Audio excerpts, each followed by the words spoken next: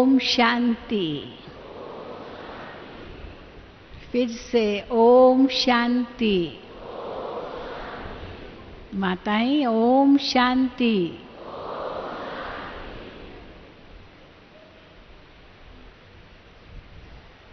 तो आपने देखा कैसे समय प्रति समय बाबा के घर में ऐसी आत्माएं खींच कर आती है और महसूस करती है कि यहाँ जो कार्य चल रहा है वो बहुत ही उत्तम कार्य है। जो कार्य हम नहीं कर सकते हैं आप कर रहे हैं, ये प्रैक्टिकल में अनुभव करके कहते हैं। और आज भी बाबा ने मुरली में कहा कि बहुत आएंगे, बहुत आएंगे। यहाँ तक कि साधु सन्यासियों की भी गद्दी हिलेगी। क्यों हिलेगी? क्योंकि जो भगवान हमें शिक्षा देते हैं वो दुनिया में कोई किसी को नहीं दे सकता। भले दुनिया में मूल्यों की शिक्षा दी जाती है, ऐसे नहीं कि नहीं दी जाती है, लेकिन वो मूल्य शिक्षा भी धारण करने वाला कौन? धारण करने वाली तो आत्मा है। तो जब तक आत्मा की पहचान उनको नहीं दी जाती है तब तक चाहे मूल्यों की कितनी भी बातें करे, बिना आत्मा के ज्ञान के आधार के वो मूल्यों की बातें तो उस इमारत की तरह होगी जो बहुत सुंदर है लेकिन नींव खोखली है। इसीलिए धारण करने वाली आत्मा है, ये पहले पहचान चाहिए। इसलिए बाबा बार बार मुरली में यही जोर देते हैं कि सबको ये पहचान दो तुम कौन हो। फिर मूल्यों का स्रोत कौन है? शांति शांति चिल्लाते हैं, शक्ति ए भगवान शक्ति दो, शांति दो, लेकिन उस स्रोत को पहचानते नहीं हैं। केवल मांगने से तो नहीं मिलेगा, पहचानो भी तो सही। इसलिए भगवान कहते मैं स्वयं आकर के अपनी पहचान देता हूँ और तुम्हारी भी पहचान देता हूँ और फिर मूल्यों की शिक्षा देता हूँ। और जब बाबा हमें मूल्यों की शिक्षा देते हैं तब बाबा कहते हैं ये धारणा भी तब होगी जब जीवन में बेहद का वैराग्य आएगा। आज दुनिया में जितनी भी विकृतियां हैं वो सब इंसान को फंसाती रहती है, फंसा ही रही है। व्यक्ति में फंसा रही है, वैभवों में फंसा रही है, साधनों में फंसा रही है। सुविधाएं तो बहुत मिल रही है लेकिन वो सुविधा लेते लेते साधन अपनाते अपनाते साधना को भूल गए हैं। बाहर का इतना चकाचौंध है जो अंदर की दुनिया ही भूल गई है। और अगर उनको कहा भी जाए कि अंदर झांक कर देखो आप कौन हैं, आपके अंदर क्या है, तो कईयों को तो अंदर झांकने में भी डर लगता है। अंदर झांकने में भी डर लगता है। क्यों? क्योंकि इतना अंदर में मैल है, विकार है, नकारात्मकता है, बहुत कुछ गंदा भरा हुआ है। तो जैसे गंदा कोई गटर हो और उसके ऊपर ढक्कन रखा हो और उसको कहे कोई खोलो तो खोलना चाहेगा? हाँ, गंदगी है, बदबू आएगी। परंतु उनको ये भी कहो कि इसके अंदर वो शांति भी भरी पड़ी है, तो कहेंगे भले शांति भरी पड़ी हो लेकिन अंदर खोल के नहीं देखना है। हाँ? किसी व्यक्ति से हमने ये कहा कि अंदर में झांको, शांति आपके पास ही है, तो कहता अंदर देखने में डर लगता है। खुद ही बोला अंदर झांकने में डर लगता है। तो उसने बड़ा उदाहरण दिया कि घर में हमारे पास बहुत सामान है, बहुत सामान है, तो हमने सारा जो काम का नहीं है ना सब एक कबर्ड में डाल दिया। इतना भर दिया, इतना भर दिया, जो अभी वो खोलने में डर लगता है कि खोलूंगा तो सारा गिर जाएगा, सब निकल आएगा। लेकिन जो काम की चीज है वो भी उसमें पड़ी हुई है, वो कहाँ ढूंढूं मैं। इसीलिए डर लगता है कि वो काम की चीज को ढूंढने जाऊंगा पर इतना सब गिर जाएगा बाहर, तो उसको कौन संवारेगा। इसीलिए शांति भी अंदर है लेकिन साथ साथ विकृतियां भी अंदर है। तो वो शांति को ढूंढे कहाँ, परंतु वो कहाँ मिलेगी, कब मिलेगी, जब पहले ये मन पटल साफ हो, स्वच्छ हो। और उसके लिए आवश्यकता है बेहद के वैराग्य की। क्योंकि बाबा की बातों का अनुभव आत्मा तब करेगी जब आत्मा जैसे पन्ना, पेज, कागज कोरा होता है, साफ है, तो उस पर जो लिखना चाहो लिख सकते हो। परंतु बहुत कुछ भरा हुआ है, बहुत कुछ उसमें लिखा हुआ है, और आप जगह ढूंढो कहाँ दूसरा कुछ लिखें। अगर लिख भी लेंगे तो किसी न किसी के साथ वो जुड़ जाएगा और आपको समझ ही नहीं आएगा क्या लिखा।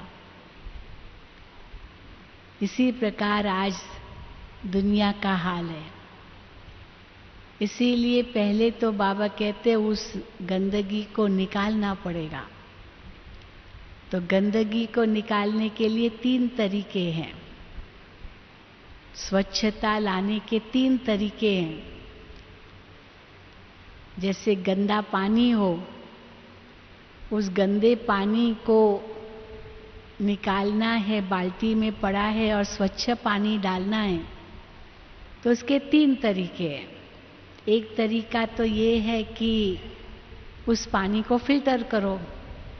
एक अच्छा कपड़ा लो या फिल्टर हो और उस फिल्टर में डालो तो जो गंदगी है वो रह जाएगी और पानी साफ आ जाएगा। ये एक तरीका है। दूसरा तरीका है कि अब पानी गंदा है तो उसके ऊपर साफ पानी छोड़ते जाओ। तो साफ पानी जैसे छोड़ते जाएंगे धीरे धीरे रिप्लेस होता जाएगा। साफ पानी ठहरेगा, गंदा पानी निकल जाएगा। या तो इनसे ऊंचा प्रोसेस है जिसको इंग्लिश में हम लोग कहते हैं डिस्टिलेशन प्रोसेस। उसमें उस गंदे पानी को उबाला जाता है। उबालते उबालते उसकी जो भाप बनती है वो भाप को ऊपर ले जाया जाता है और फिर धीरे धीरे उसको कंडेंस किया जाता है और वो कंडेंस होकर के नीचे आकर एकदम साफ पानी बन जाता है, स्वच्छ पानी बन जाता है। तो स्वच्छ पानी बनने के लिए पहले उसको भाप बनाना पड़े। देखो बारिश भी कैसे आती है, यहाँ इतना सागर का जल है पर सूरज की ताप उनको कैसे भाप बनाता है और फिर वो बादल बनते हैं। और वो बादल से जब पहली बूंद निकलती होगी पानी की, वो कितना साफ पानी होगा। लेकिन वो साफ पानी जब निकलता है, अब वो कहाँ पड़ता है उसके आधार पर उस बूंद का स्वरूप बदल जाता है। अगर वही बूंद किसी पत्ते पर गिरे तो वो पत्ते पर वो ओस बन जाता है। ओस सब ओस होता है ना, होती है पेड़ों पर, पत्तों पर। वही बूंद अगर चातक को मिल जाए तो वो उसकी प्यास बुझ जाए। वही बूंद अगर किसी सीप में पड़ जाए तो वो मोती बन जाए।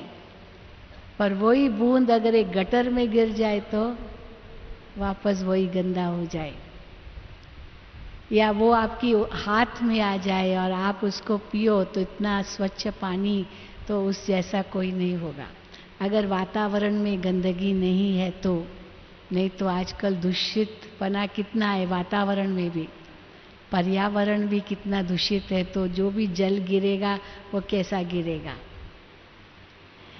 तो बाबा कहते हैं कि कैसे वो जल जो बाबा की ज्ञान रत्न है वो जैसे आत्मा को मिले, वो आत्मा उसको ग्रहण करे और उसका स्वरूप बन जाए। केवल चिंतन ही नहीं, मनन ही नहीं, वर्णन ही नहीं, पर जो बाबा ने कहा वो स्वरूप बन जाओ। और जैसे ही वो स्वरूप बने तो वो मोती बन जाएगा, वो रत्न बन जाएगा, वो एक अमूल्य हीरा बन जाएगा, उसका स्वरूप बन गए तो। लेकिन उसके लिए धरनी तैयार चाहिए। वो धरनी तैयार होगी तभी तो वो बूंद मोती बन जाएगा। पर अगर बहुत कुछ भरा हुआ है अंदर तो अगर कुछ पड़ेगा भी न तो वो ठहरेगा नहीं, उसका मूल्य नहीं होगा। इसलिए साफ कोरा कागज चाहिए। इसलिए बाबा कहते रात को जब सो जाओ तो सब कुछ बाबा को दे दो, बाबा को अर्पित कर दो। हम कई बार बड़ी दादी से पूछते थे कि दादी जी आप, दादी जैसे ही बड़ी दादी के पास रात को हम जाते थे, कभी कभी सोना भी होता था वहाँ दादी के पास, तो हम देखते थे कैसे दादी जी बिस्तर पर गए और 2 मिनट मुरली पढ़ी, मुरली सुनी या सुनाई और एक ऐसे एकदम से नींद आ गई, इतनी अच्छी नींद। तो दादी से किसी ने पूछा कि दादी जी आपको रात को नींद आती है? क्योंकि इतने सारे मामले होते हैं, माथा ही गर्म हो सकता है किसी का, इतने सेवा केंद्र, इतने भाई बहने, इतना समाचार, क्या नहीं आता होगा, इतने पत्र आते हैं। तो दादी जी आपको रात को नींद आती है? तो दादी कहते थे क्यों नहीं आएगी, मैं तो बिस्तर पर जाती हूँ, मैं बाबा को कहती हूँ बाबा मैं तो एक छोटा बच्चा हूँ आपका, और बस बाबा की गोद में सो जाती हूँ। जैसे गोद में सोना होता है ना, बच्चा माँ की गोद में आ गया तो कितना शांत हो जाता है, और जब तक माँ उसको उठाए नहीं तब तक कितना रोता रहता है, कितना रोता रहता है। और उठाया और गोद में बिठाया, एकदम शांत, उसको पता चल जाता है अब मैं ठीक जगह पर आ गया हूँ। तो बाबा भी कहते हैं कि बस बाबा की गोद में चले जाओ। हाँ बाबा मैं आपकी गोद में आ गया, और एकदम शांत हो जाएंगे। पर उसके लिए क्या जरूरी है कि जो कुछ हुआ ना उसको 1 सेकंड में भूल सको। कई बार क्या होता है हम भूल नहीं सकते हैं, जो बातें भूलनी चाहिए वो भूलती नहीं है, और जो बातें नहीं भूलनी चाहिए वो भूल जाते हैं। कई लोग कहते हैं कि मैं तो भुलक्कड़ हो गया हूँ, पता नहीं मुझे तो कुछ याद ही नहीं रहता है। जैसे आयु बढ़ती जाती है कई बार बातें भूल जाती है, तो मैं तो भुलक्कड़ हो गया हूँ, मुझे तो कुछ भी याद नहीं रहता है। परंतु वो पुरानी पुरानी बातें कहाँ याद रहती है, जो हमको याद नहीं है उनको याद है। पुरानी बातें वो भूलती नहीं, पर खाना खाया ये भूल गया खाया या नहीं ये भूल गया, फलाना आया गया भूल गया। पर वो 20 साल पहले, 25 साल पहले, 50 साल पहले जो बात हुई थी वो अभी तक याद है, वो भूले नहीं। तो कोई कहे कि भुलक्कड़ हूँ तो वो बातें क्यों नहीं भूलती, केवल यही क्यों भूल गई। इसलिए जो भूलना चाहते हैं वो भूलती नहीं, और जो नहीं भूलनी चाहिए वो भूल जाते हैं क्योंकि ध्यान नहीं है। तो बाबा कहते हैं ये भी आपके अंदर में वो शक्ति हो, जो भूलना है 1 सेकंड में भूल जाओ, स्वाहा, बाबा को अर्पित कर दो। बाबा मेरा कुछ नहीं, ये तन भी बाबा आपका, मन भी आपका, धन भी आपका, मेरा कुछ नहीं है। तो भूलना बड़ा सहज होगा। भूलता क्यों नहीं? क्योंकि मेरापन बहुत है, मेरापन बहुत, इसलिए वो मेरा जो है ना वो खींचता है। कोई आपको कुछ पर्सनली बात कहे वो आपको कभी नहीं भूलेगी, पर जनरल में कोई बात कही तो भूल जाएगी। क्यों भूल जाती है? क्योंकि सबको कहा ना, केवल मुझे थोड़ी कहा। तो ध्यान दिया नहीं दिया तो भूल जाएगी, नहीं दिया तो भूल गई। पर किसी ने व्यक्तिगत आपको ही कहा तो वो बात कभी नहीं भूलेगी, सालों साल नहीं भूलेगी, क्योंकि व्यक्तिगत लगी। तो बाबा कहते हैं जो ज्ञान हमें मिलता है वो व्यक्तिगत लगे, और जो बाकी जो कुछ कहते हैं वो एक सेकंड में भूल जाओ, कोई बात नहीं। कोई आपके लिए कटाक्ष करता है, कोई आपके ऊपर कमेंट करता है, कोई निंदा करता है, कोई ग्लानि करता है, ठीक है, ये उसकी राय होगी, ये उसका अपना विचार होगा। लेकिन ये तो नहीं कि उसने मेरे लिए ऐसे कहा मैं तो मैं हो गया वो, नहीं। पर उसको भूलेंगे कभी नहीं। क्यों मुझे इसने ऐसे कहा? अगर आप हो ही नहीं तो याद भी क्यों करो कि आपको कहा भी, हो सकता है किसी को भी कहा हो, लेकिन वो बात भूलती नहीं। इसलिए बाबा कहते हैं बेहद की वैराग्य वृत्ति में ये सब आ जाता है, क्योंकि मेरा कुछ नहीं है। कोई मेरी प्रशंसा करे तो वो भी नहीं स्वीकार करनी है। ग्लानि तो दूर, ग्लानि तो बहुत बड़ी चीज है। प्रशंसा कोई चलो करता है तो वो भी मुझे स्वीकार नहीं करनी है, क्योंकि प्रशंसा अगर मेरी की तो भी वास्तव में बाबा की, मेरी क्या की? मुझे भी योग्य किसने बनाया? बाबा ने बनाया। तो बाबा ने बनाया तो बलिहारी तो बाबा की ना। और अगर वो ग्लानि करता है तो भी कोई बात नहीं, लगा कहाँ? बाबा ने तो मुझे चुन लिया, बाबा ने तो मुझे पहचान लिया, मैं अपने स्वमान में रहूं। बाबा जो मेरी तारीफ करता है, जो मेरा स्वमान का वर्णन करता है, इतने टाइटल्स देता है, मैं उसी को याद करूं। आत्मा ही क्या कहती है उसको क्यों याद करूं? तो न प्रशंसा सुनूंगी न निंदा सुनूंगी, क्योंकि प्रशंसा अगर स्वीकार की तो निंदा भी स्वीकार करनी पड़ेगी। अगर प्रशंसा सुनते हुए वो बाबा को अर्पित कर दी तो निंदा भी बाबा को अर्पित कर दो। बाबा उसने मेरी क्या की, आपकी की, क्योंकि ये मैं तो आपका ही हूं। तो बेहद की वैराग्य वृत्ति किसको कहा जाता है? जब हर चीज से उपराम, केवल चीजों से उपराम नहीं, लेकिन किसने कुछ कहा उससे भी न्यारा, उससे भी उपराम। केवल मोटा मोटा रूप नहीं है विकार का जिससे हमें न्यारा बनना है, लेकिन विकारों के जो सूक्ष्म सूक्ष्म रूप है उससे भी न्यारा बनना है। कई कहते हैं ना, बहन जी मेरे अंदर क्रोध तो नहीं है, गुस्सा में नहीं करता हूं, लेकिन थोड़ा आवेश आता है, अंदर में कुछ होता है, इसने मुझे ऐसे कहा, गुस्सा नहीं आता है। पर ये आवेश आना भी तो गुस्से का ही स्वरूप है। किसी ने बहुत अच्छा कहा है कि अगर हम किसी पर गुस्सा करते हैं और समझते मैं गुस्सा करके उसको सजा देता हूं, लेकिन उसको क्या सजा मिली? हमने गुस्सा किया, हमने अपने आप को ही सजा दी। उसको क्या सजा दी? अपने आप को ही दी। गुस्सा करने वाला, क्रोध करने वाला कहा जाता, उसके अपने घर के मटके सूख जाते हैं। दूसरे के जिस पर किया उसके मटके थोड़ी घर के सूखेंगे, उसके अपने घर के मटके सूख जाएंगे। पर घर के मटके सूखे न सूखे, पहले उसका तो खून सूख जाएगा, खुद का ही खून सूख जाएगा।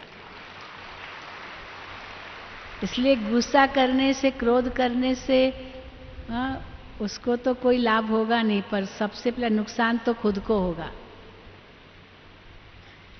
इसीलिए कई बार समझते क्रोध तो नहीं कर रहा, पर आवेश तो आता ना। आवेश भी क्यों आता है? क्योंकि मैंने जो कहा ये क्यों नहीं किया, वो उसमें फिर भी मैं आ जाता है। अब मैं ही बाबा का हूं तो मैंने जो कहा वो बाबा जाने। उसको मिला नहीं मिला, समझा नहीं मिला, समझा, अब उसका अपना भी कर्म है, अपना भी भाग्य है। तो सचमुच ऐसी स्थिति को ही उपराम स्थिति कह सकते हैं। ऐसी स्थिति कोई बेहद की वैराग्य वृत्ति कह सकते हैं।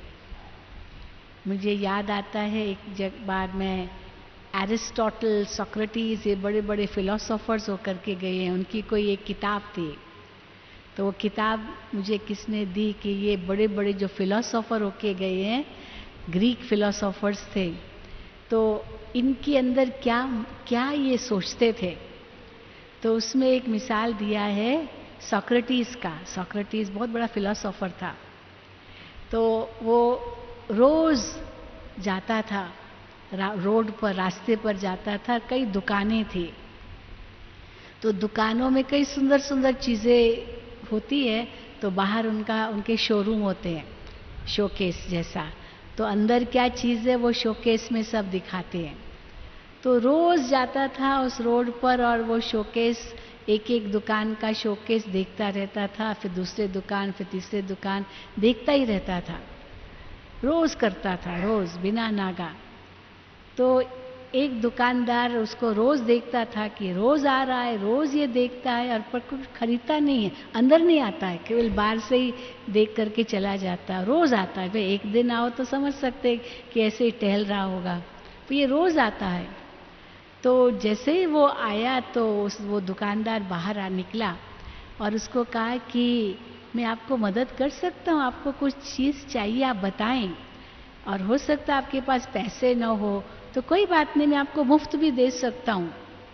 आपको ये कोई भी चीज़ चाहिए, पैसा नहीं है तो मैं दे सकता हूँ मुफ्त भी, आप इतना समय दे रहे हैं, ये सब देख रहे हैं, तो मैं दे सकता हूँ आपको। मुझे आप पर बड़ी दया आती है। बिल्कुल सिंपल कपड़ों में था, आप ले जाइए, फ्री ले जाइए। पर उसने ऐसा जवाब दिया जो दुकानदार भी हैरान हो गया। क्या जवाब दिया? उसने कहा मैं रोज इसीलिए आता हूँ, मैं अपनी परीक्षा लेने आता हूँ, परीक्षा लेने आता हूँ। क्या परीक्षा लेने आता हूँ? मैं एक एक चीज़ को देखता हूँ, क्या इसके बिना भी मेरा गुजारा हो सकता है? अंदर मन कहता हाँ हो सकता है, मुझे क्या चाहिए, इसकी ज़रूरत नहीं। इसको भी मैं देखता हूँ, इसके बिना मैं रह सकता हूँ, हाँ रह सकता हूँ, कोई ज़रूरत नहीं, कोई ज़रूरत नहीं है, कोई ज़रूरत नहीं है। बस तो यही मैं सोचता रहता हूँ, और मैं अपनी परीक्षा लेने के लिए आता हूँ, ताकि मेरा मन ललायत तो नहीं होता है, लालच में तो नहीं आता ये लूँ ये लूँ ये लूँ। हाँ, आजकल तो हम देखते हैं ये भी खरीदो, ये भी, जाते एक मॉल में इतनी चीज़ें हैं, ये खरीदो ये खरीदो, काम की हो या ना हो बस खरीदना है। हाँ? थोड़ा पैसा मिल गया चलो खरीदना है, जमा करो, फिर घर में जगह भी नहीं है रखने की, कहाँ रखें, कितनी जगह कहाँ है रखने की। अच्छा तो लगता है लेकिन जगह भी चाहिए, चलो पैसा भी खर्च किया, जगह भी चाहिए रखने की, फिर चलो जगह नहीं है तो किसी को देने के लिए भी सोचना पड़े, किसको दूं, ये किसको दूं। तो बुद्धि उसमें जाए ही क्यों, जरूरत ही नहीं है। तो बेहद की वैराग्य वृत्ति का मतलब ये भी नहीं है कि कुछ अपने प्रति यूज भी नहीं करो, ऐसी बात नहीं है। बाबा कहते विज्ञान भी आपके लिए ही है, अच्छा मोबाइल मिल रहा है अच्छी बात है, आप उसका सदुपयोग करो, अच्छा कंप्यूटर मिल रहा है अच्छी बात है, सदुपयोग करो, लेकिन जो बाबा ने मना किया उसके लिए नहीं है ये मोबाइल और कंप्यूटर। आजकल तो पता नहीं क्या क्या देखते रहते, उसके लिए नहीं है, क्योंकि उसमें अगर बुद्धि गई, साधनों में गई, तो साधना हमारी अंदर की नहीं होगी। और वैसे ही मना कर रहे हैं, ज़्यादा मोबाइल यूज़ भी नहीं करो, ज़्यादा कंप्यूटर पर भी नहीं बैठो, ज़्यादा टीवी भी नहीं देखो, आँखों के लिए ख़राब है, कान के लिए ख़राब है, रेडिएशन आता है, ये आता है। तो अच्छाई तो 10% है, पर 90% उससे जो नुकसान होता है वो तो हम देखते ही नहीं हैं। तो इसलिए बेहद की वैराग्य वृत्ति माना उसको भी समझना कि उसका नुकसान क्या है, वो तो हम भूल ही जाते हैं। तो वैराग्य वृत्ति माना छोड़ो कुछ नहीं, साधनों का उपयोग खूब करो, परंतु छोड़ो कुछ भी नहीं। परंतु क्या नहीं करो, हाँ छोड़ो कुछ नहीं, पर करो क्या, उसको याद भी नहीं करो। कई बार इंटरनेट नहीं होता है, कई लोग इतने परेशान हो जाते हैं, आज नेट नहीं है, आज नेट नहीं है, नेट नहीं है, ये कंप्यूटर चल नहीं रहा है, आज ये मोबाइल चल नहीं रहा है, इतने दुखी हो जाते हैं जो जैसे कि उनका पता नहीं भगवान ही चला गया, ऐसे भी हो जाते हैं। ऐसा होता है बहुत आजकल, इतना ये हो गया है जो बात मत पूछो। और बाबा हमें इन बातों से भी न्यारा करते हैं। युवा पीढ़ी तो खास इसमें इतनी फंसी हुई है जो बात मत पूछो, इसलिए वैल्यूज का, मूल्यों का तो ज्ञान ही भूल गया है। तो बाबा हम बच्चों को कैसे मूल्यवान बनाने के लिए लक्ष्य देते हैं। बच्चे, हाँ तुम्हारा लक्ष्य क्या है? सतयुग में देवता बनेंगे ये तो बहुत दूर की बात है, पर संगम का लक्ष्य बाबा ने हमें क्या दिया है? तुम्हें फरिश्ता बनना है, तुम्हें बाप समान बनना है, उसके लिए नष्टो मोहा बनना है, उसके लिए निर्विकारी बनना है, निरहंकारी बनना है, निर्मोही बनना है, ये बनना है। इसकी बाबा कहते ललन, अंदर में लालच कहो या इतनी अंदर में वो प्रेरणा आनी चाहिए, ये मुझे करना है, ये करना है। नहीं तो हमारा समय, श्वास, संकल्प शक्ति कितना व्यर्थ जा रहा है, व्यर्थ बोल में, व्यर्थ सोच में। अभी बाबा कहते हैं ये बहुत अमूल्य समय है। दुनिया तो ऐसे ही दुखी होकर के ही मरेगी। बाबा ने कह दिया हाहाकार होना है, लेकिन तुम्हारा जय जयकार होना है, ये भूलो मत।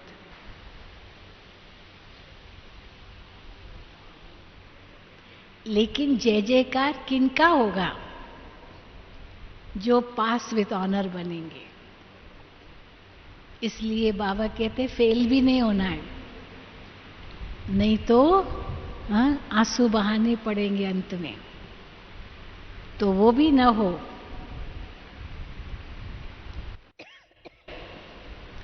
इसलिए बेहद की वैराग्य वृत्ति धारण करके अपना ये जन्म भी सफल करना है और भविष्य जन्म जन्म सफल करना है। ओम शांति।